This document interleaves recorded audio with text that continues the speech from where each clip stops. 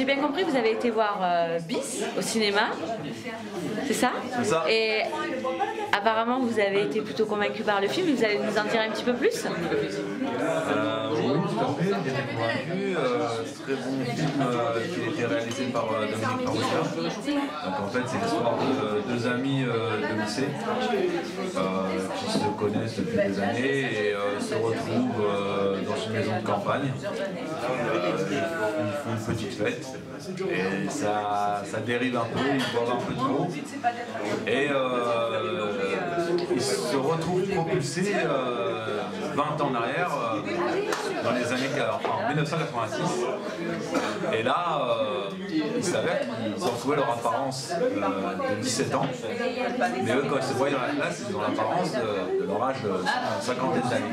Donc ça leur fait trop drôle et ils se retrouvent dans cette situation où ils se disent bah, si on changeait le cours de notre vie actuelle par le passé, est-ce qu'on se donne une seconde chance? Et en fait, ils se rendent compte au fur et à mesure qu'on peut se donner une seconde chance, mais c'est pas sûr que l'histoire elle s'écrit exactement comme ils l'ont vécu.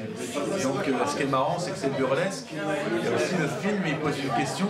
Et si nous on retournait en 1990, 20 ans en arrière, qu'est-ce qu'on ferait ou pas?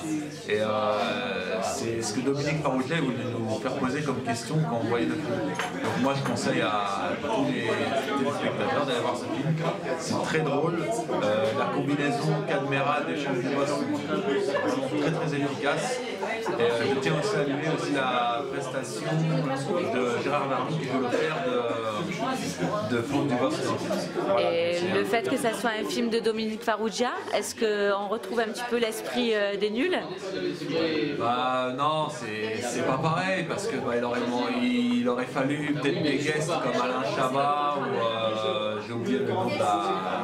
Chantal Lobby. Chantal Lobby, au moins en guest, mais c'est pas grave parce que les deux font oublier en fait l'histoire des nuls et Dominique Farrugia quand il a fait La Cité de la Peur. Et bon, Dominique Farrugia n'a pas fait La Cité de la Peur, elle a fait d'autres films. Et du coup, ce qui est bien, c'est que c'est une combinaison exclusive. Moi, comme je l'ai dit à Cad et Franck Dubosc, j'ai dit c'est les nouveaux Cad et Olivier quoi.